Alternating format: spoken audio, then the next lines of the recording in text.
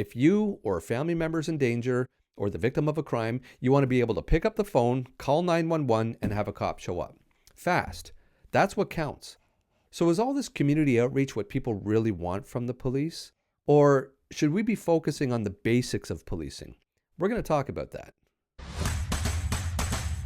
Now, some police officers and community members, they have very strong and different opinions about the things I'm going to cover in this video. Some will agree, some disagree. And there's some cops that won't give their opinion one way or another because it can be career damaging. And I don't blame them at all. I love hearing from cops, current or retired, but I also want to hear what the public thinks about this. Whether I speak about these things publicly or not, these conversations are being had at police departments right across North America. And from speaking to some of the police officers overseas that I'm connected with, these conversations are being had around the world. That's how important this is. If you take a look online right now at some of the police content on social media, especially Instagram, you'll see police officers arranging sports games and tournaments. You'll see police officers with their faces painted at community and cultural events, police collecting toys, police handing out toys in different communities. You'll see police officers serving food, serving soup at shelters and for adult and drop-in centers. There's no shortage of police posts showing the officers doing really good things for the community, taking part in community events. It's a beautiful thing. But is that what's needed from police? That's what we're going to get into here. Now, going back to what I said earlier, if you or a family member need help, you want to be able to pick up the phone and call police and have one attend ASAP. There's a shortage of police officers. Police services everywhere are hiring in large numbers. Morale's at an all-time low. I've made videos about this, and this is everywhere.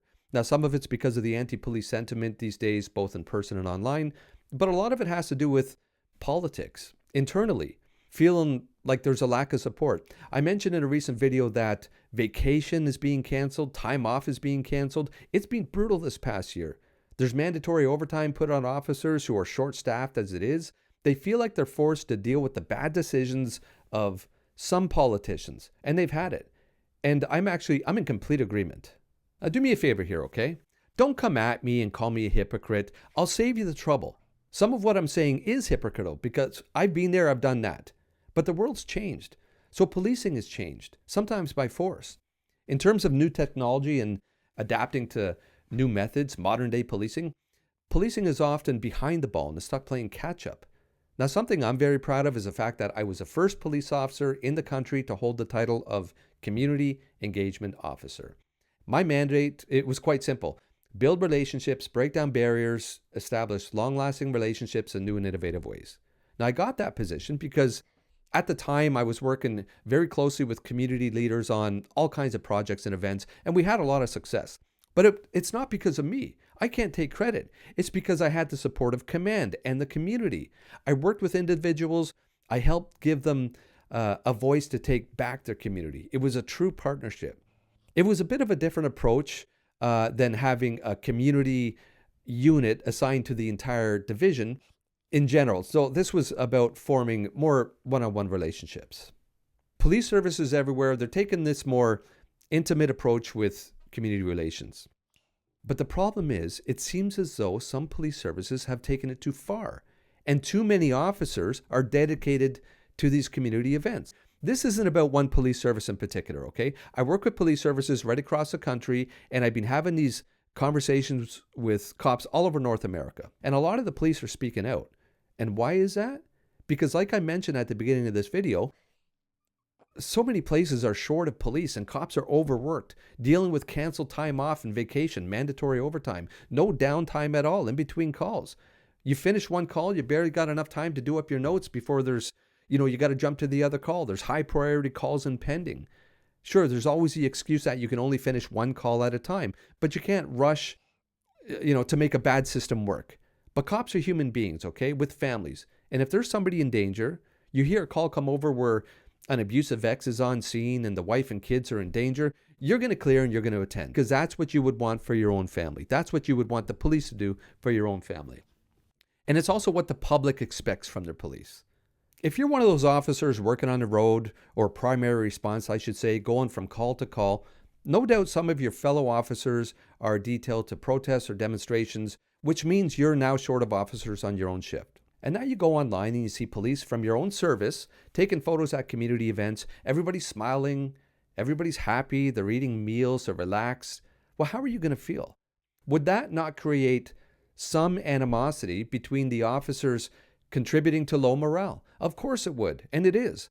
We know that some photos and videos, they're purely for publicity. The example I used in the past was serving soup. It's a nice photo. It's a beautiful photo. The officer holding up the ladle. But even if that officer wasn't there to put the soup in the bowl, it would still have been served by numerous others on scene. You could even argue that cutting down on the amount of community outreach some police officers are doing or some police services are doing, that might cut down on the budget a bit, leaving more budget, more money to organizations whose sole mandate is programs and initiatives for communities in need, not the police. Now again, whether I bring these things up, I speak about them publicly or not, these conversations are being had everywhere. I have police send me direct messages all the time, asking me to cover some of these things. And it's not just constables or deputies, it's high-ranking police officers who can't talk about what's going on publicly. Police aside, what does the public think about this? And I'm sure they like seeing police and community engagement online. Who wouldn't? But not at the expense of less officers available to answer emergency calls. If you're at home with a young child at night and there's a prowler outside your house, you want to be able to pick up the phone, call 911, and have a police officer attend immediately. If you smell smoke or your house is on fire, you want to be able to call and have a firefighter attend immediately. If your uncle or loved one is having a heart attack or someone's having trouble breathing, you want to be able to call and have a paramedic attend immediately.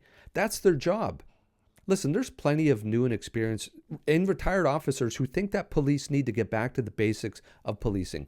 Leave everything else and just get back to the basics of policing as defined by Sir Robert Peel, who I've discussed and I've made videos about in the past. Now, having said all that, if there's time in between calls, then sure, go engage the community, have fun, get out of the car and connect. Again, some would argue that if police get back to the basics of policing and a lot of these community units are done away with, then there would be more cops available to answer radio calls, which means there'd be more downtime in between calls to be able to connect with the community. Even if that's just grabbing a coffee and walking around some of the local shops and chatting with people. Again, getting back to Peel's principles of policing. If all these extra initiatives were taking place and there was a dramatic drop in crime and an increase in public support to the police, then you would have something to work with, some hard numbers. But according to stats, that's not the case at all. So what else are police supposed to do? Arrange more organized sports tournaments or play more impromptu sports games with the public? Take part in more community garbage cleanup days?